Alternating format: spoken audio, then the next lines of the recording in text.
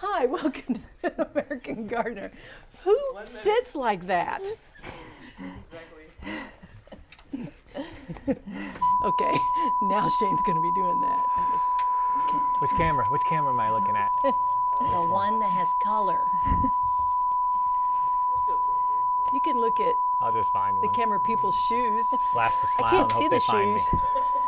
The railing's in the way. Oh, Yeah. oh, that's right. I'm closer.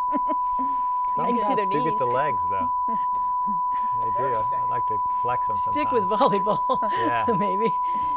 I sure hope they flash to Shane's legs tonight.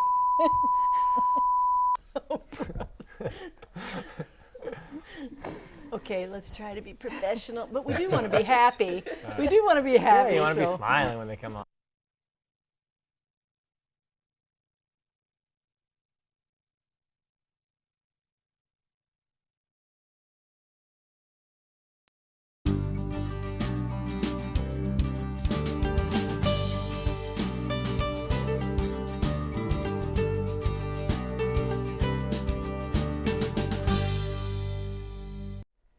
Hello, gardeners, and welcome to Mid-American Gardener. Thank you for joining us, and you will be in for a treat of hearing all about the answers of interesting questions of this season.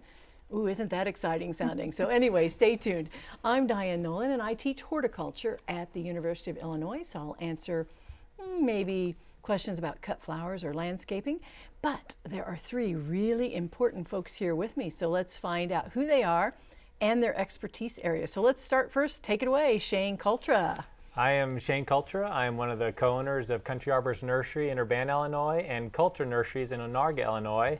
And I deal with the plants all day. We grow them, sell them, talk about them, and this year we get to talk about lots of diseases and problems. And so I'm more towards perennials, trees, and shrubs.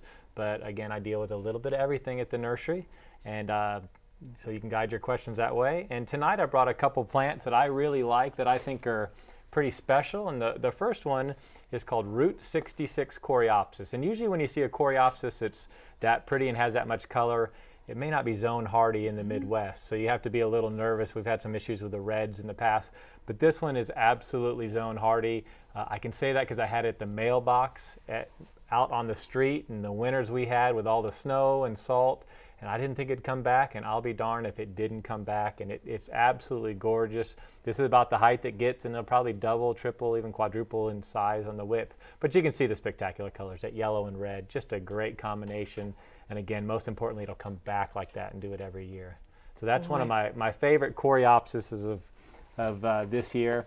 And then coral bells or heuchera are, there's a lot of them out there because they do so well. They're very popular. This is a new one called Shangri-La that I really like. It seems to grow really fast, has some great contrast in the foliage, can take quite a bit of sun as well. So it's a new one out called Shangri-La, and it takes on some nice light reds in the fall. So it's a really pretty new addition to the coral bell line. Light red. Ooh, that Yeah, sounds like pretty. a light red Fall against that color. contrast. Yeah, beautiful plant. Shangri-La. Great. Thank you for bringing those. We always need to know new plants for our garden. Okay, let's go next to you, Teresa Mears. Hi there, I'm Teresa Mears, and I'm an instructor at Parkland College in the horticulture department, and I also take care of the greenhouse. So indoor plants, tropicals, general horticulture questions, and a little bit of turf grass is kind of my area. And I start off with a question from a viewer here in Urbana. Susan has some basil plants that aren't doing very well. She had been on vacation and came home, and they looked kind of nasty. She wondered what she could do to them. Should she fertilize, give up, cut back, what to do? Looking at them, they look a little bit like it could be the downy mildew, which easily comes around this time of year with some of the moisture we've been having and some of the weather conditions. And if you'd been gone for a while and your basil got fairly tight and dense and thick, you didn't have the good airflow. If you have better airflow, you can probably get rid of some of this. If it's basil that you plan to use and cook with, I would not spray it with anything. I would cut back the affected areas and see if some of the new growth comes and if you can thin it out and open it up. But it's not too far toward the end of the season where you'd want to replant basil for your windowsill or something anyway, because it's going to get woody if you haven't been using it. So it's an annual. You're not out anything, just move on. Okay, very good. All right, thank you. And then let's go next to you, Kent Miles. Hi, My name is Kent Miles. I'm the owner of Illinois Willows. We are a specialty cut flower grower located in western Champaign County. My areas that I'm a little knowledgeable in are cut flowers, perennials, annuals, woody ornamentals, and using them for indoor decorative purposes. Brought a couple show and tell items. This first one is a high bush cranberry viburnum. This one has it's in the red stage. We start harvesting this from the green stage to yellows to reds to some orange tones. Makes a really nice decorative berried branch for this time of year. Generally we'll get at least 10 days to 14 days of a good vase life. It's gorgeous. Yeah. Wow. And the next little quick item is Aronia melacarpa, and this is the blackberry variety. It's a little bit larger than the red berry that we do, and it's somewhat of a native. Birds love it in the fall, and once again, it's one of our berried branches that we grow. Those look nice together. Yeah, they are. Really good contrast. I always like to see what you bring because everything looks so great. Thank you, Kent. Well, I want to do a follow-up from last week, and it was about bagworms. And Phil Nixon, Dr. Nixon sent this in. He's an extension entomologist for the University of Illinois. So he said bagworms hatch in mid-June and blow from tree to tree for a couple of weeks. So it was mentioned that the ideal treatment time is early July, but he said they can also be controlled with insecticidal sprays until they pupate, which is usually in late August to early September. So you can control them with insecticides as long as they're still moving around and feeding, or if the tops of the actual bags still have green foliage on them. So he said effective insecticides are, and we mentioned it last week too, but I want to go over it again, Bacillus thuringiensis kerstaki, which has the name of dipel or thuricide, permethrins, and I like this actual name, 8, as in the number, 8 insect spray, and other pyrethroids, including Talstar. So that's just a little follow-up, so you could do some insecticidal sprays. All right, let's go next to the Did You Know feature for Mid-American Gardener. You can use leftover tea and coffee grounds to acidify the soil of acid-loving plants, such as azaleas, rhododendrons, camellias, gardenias, and even blueberries. Sprinkle about 1/4 inch once a month, and it will keep the pH of the soil on the acidic side. There are some sustainable practices for you. Now let's go to the phone lines, and we're going to start first with line 1. And Tony has a question about ornamental lilies. Hi, Tony. How you doing? Doing great. All right. I tried to get onto your show last week, but I was a little bit late. Oh, good. You're number 1 today. That's good. My question is, the plants are still green. This is ornamental lily. It's a bulb type form. My flower area is trying. The weeds are trying to grow over them. I'm wanting to dig them up and redo the whole thing. When can I get in there and dig them up to whereas you got to understand, I got to be able to find the bulbs, so I can't let them completely die down to where there's nothing there. There's where I'm at. Well, I know when the commercial lily growers dig and ship, and that's in fall. Yeah, it's getting close to the time where you would want to it's start doing. close. If we were having a little moisture soils, if your soils weren't so hard and dry, you could start thinking about it now. But closer to September 1st, the lily top should still be there, and then you can dig down and just go ahead and just transplant and take it back down as deep as you can again. I would even cut the tops down a little bit so you only have like 6 or 8 inch stubs that you're moving over. And they should be fine. Yeah, and you can buy a bag of popsicle sticks at the store and stick them where they're at in case you lose the tops. True. The popsicle sticks will stay there. But you don't really want that bulb to dry out. No. You want it to. Yeah, the bulb, the Dig top it. can. The top, we don't care. The top but is the fine, 'cause bulb, move it as soon as you can. once the top dries, all that energy's in the bulb, and that's what you're after. So Yeah. if you can wait another month, you'll be better off. Okay. Well, thank you, Tony, very much, and good. You're number 1. That's great. Now let's go to line 2, and Kathy has a question about crab apples. Hi there, Kathy. Hi, thank you for taking my call. You're I really welcome. enjoy your show.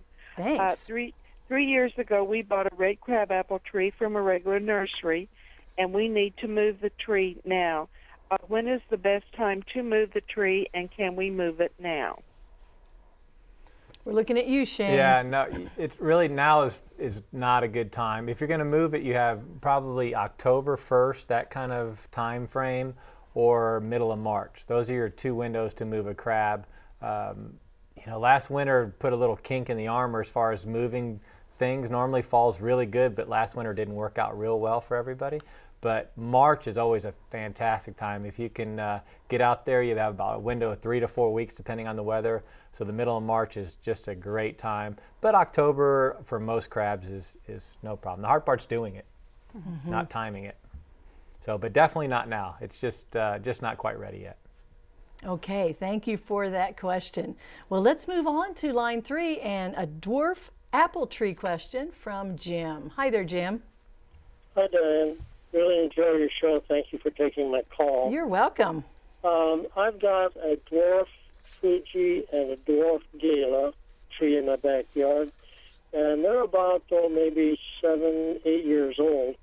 And this summer, the bark on both trees is split very badly, all over the base of the bottom of the tree, and the wood underneath is exposed, and I'm kind of afraid I'm going to lose those trees. I've been putting some of that black, that tar stuff on there to kind of patch up the splits, but it doesn't seem to be doing any good. I wonder if there's any other solution. I have a question. Is it split around or Yeah, is it they're split up and down? They're vertical splits. Vertical, okay. That's good, actually. Better than the other. Okay. Yeah. Well, on a split, there's, most people don't put tar or any of the paints on it anymore.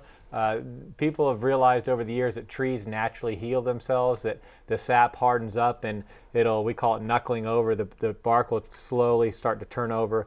But trees are much more resilient than people give them credit. I've seen a lot of, unfortunately, drunk driving trees where the trees have been just absolutely destroyed, and they seem to do okay. It's kind of unsightly, but the health of the tree isn't too affected as much as people would think. You probably want to wrap it in the winter. Rabbits like to eat the bark of things, especially when there's a little open area. But as far as a split, the only thing you can do is support it. There's different ways of doing it, whether you tie it up, you could even wire it, but you have to be careful it doesn't girdle the tree if you do that. But you want to give it physical support so that the weight of the snow or the heavy apples doesn't split it completely. But as far as patching it up, it's going to do that itself. It's going to protect itself from and stay away insects. from the tars. No, my grandfather throws cement in things way early, and Well, that was the that's how you Back did in the it. day, thought, back in the yeah. day, He's it was 90 the years thing old. to There's do. a lot of things different then. Yeah.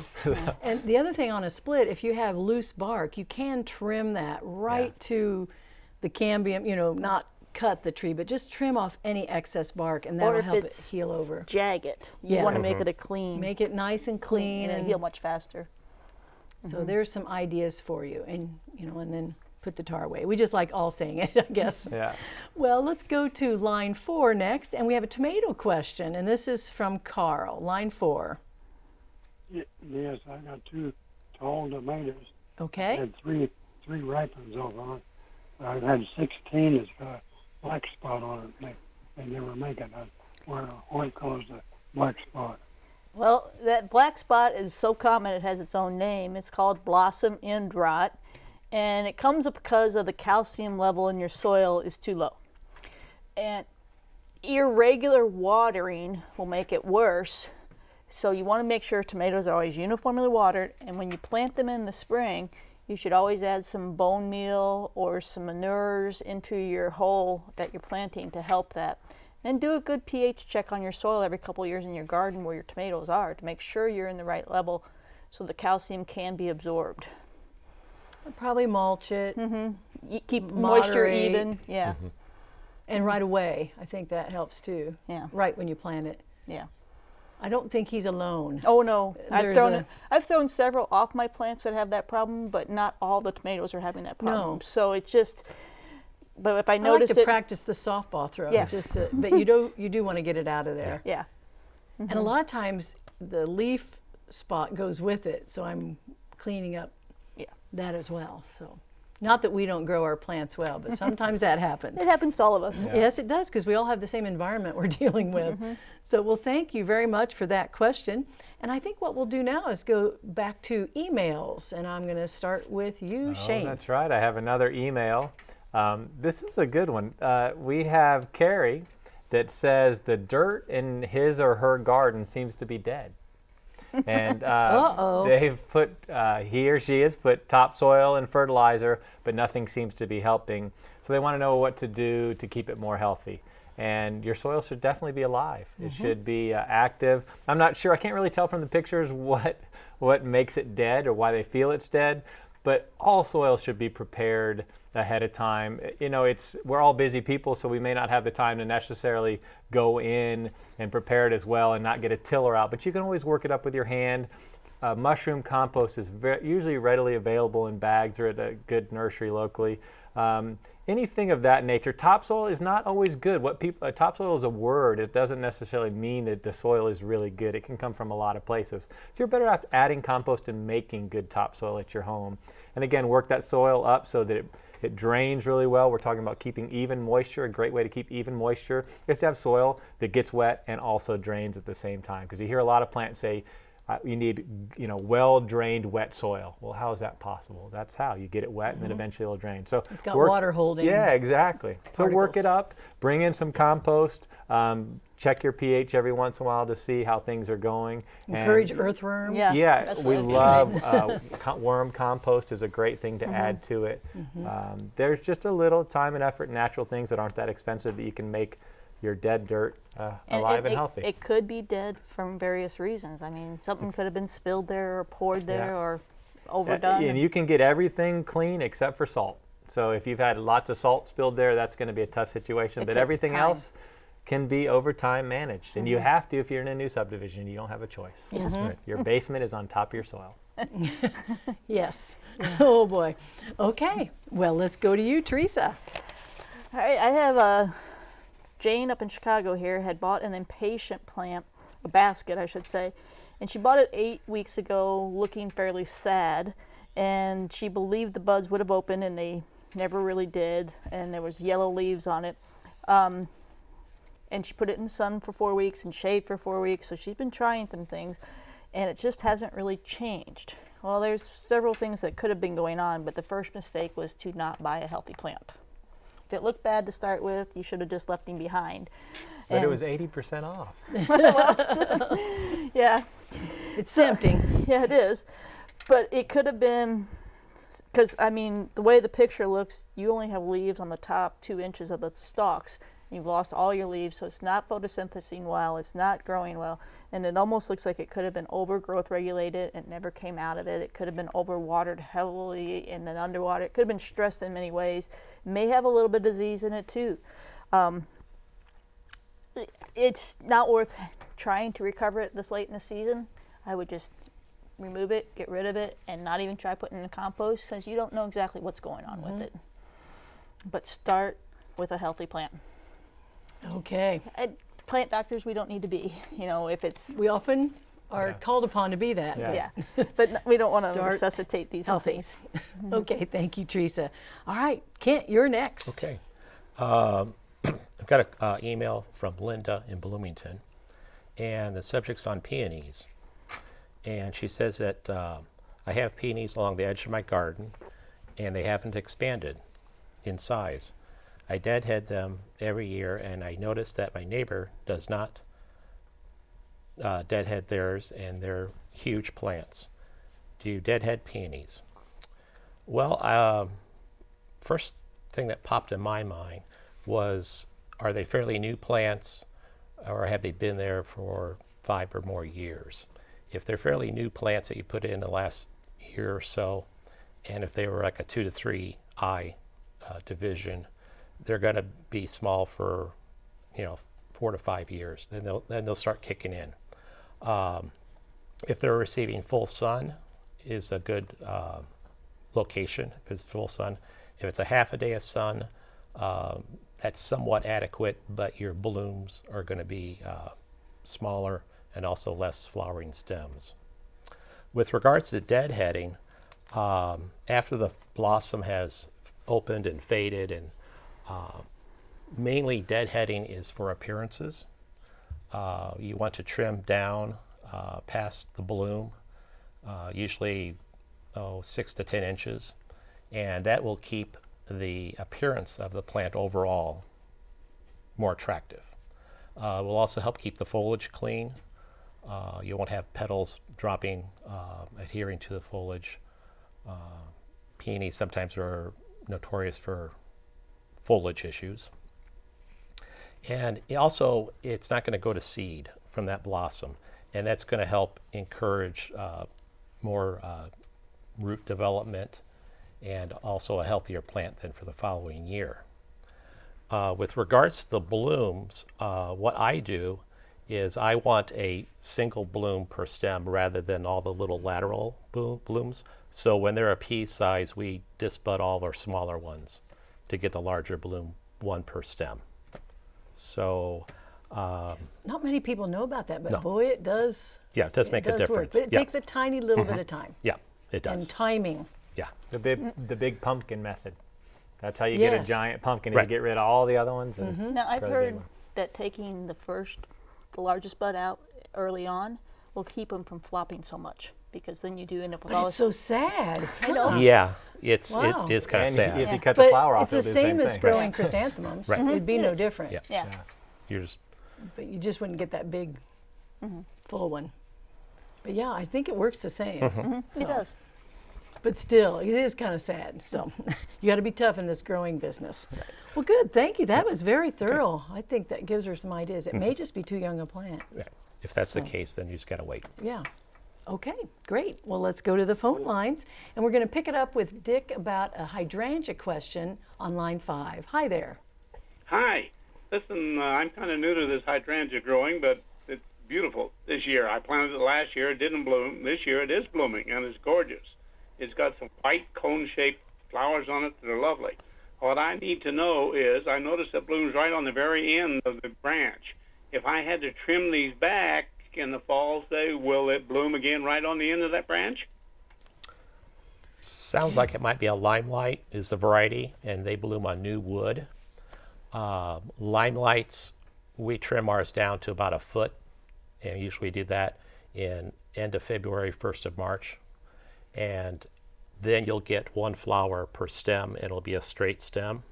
If you don't prune the limelights back, they'll get smaller blossoms, and it'll get shorter stems and a little bit clumpier looking.